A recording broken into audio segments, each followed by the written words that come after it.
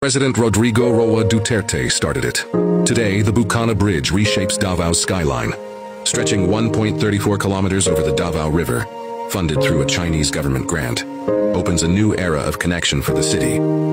From its towering pillars to its bold, seamless span, the Bukana Bridge stands as a testament to progress, mobility, and the legacy of a project initiated under Rodrigo Roa Duterte, no matter who claims otherwise.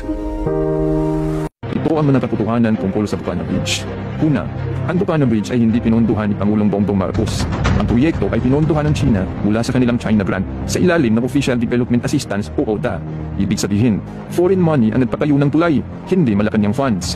Pangalawa, ang proyekto ay na-conceptualize, inaprubahan at pinondohan sa ilalim ng administrasyon ni dating Pangulo Rodrigo Duterte. Pangatlo, DPWH at Chinese contractor ang nag-implement ng proyekto. Implementing agency, DPWH, ang main contractor, China Road and Bridge Corporation o CRBC. Pang-apat, ang tanging kontribusyon ni Pangulong Bongbong Marcos ay supervision at publicity lamang. Walang record na siya nag-initiate ng proyekto, nag-secure ng main funding, nag-design ng tulay o nag-negotiate ng China Grant. Administrative oversight lamang, hindi project ownership. Pang-lima, ang pagtawag dito na Marcos Project ay politically misleading. Hindi mo pwedeng angkinin ang proyektong hindi mo pinondohan, hindi mo sinimulan, hindi mo inapubahan, at hindi ikaw ang nakipagnegosasyon. Konklusyon, ang Bukana Bridge ay nakatayo sa China's money, approval ng previous administration at pawis ng mga Filipino engineers, hindi sa effort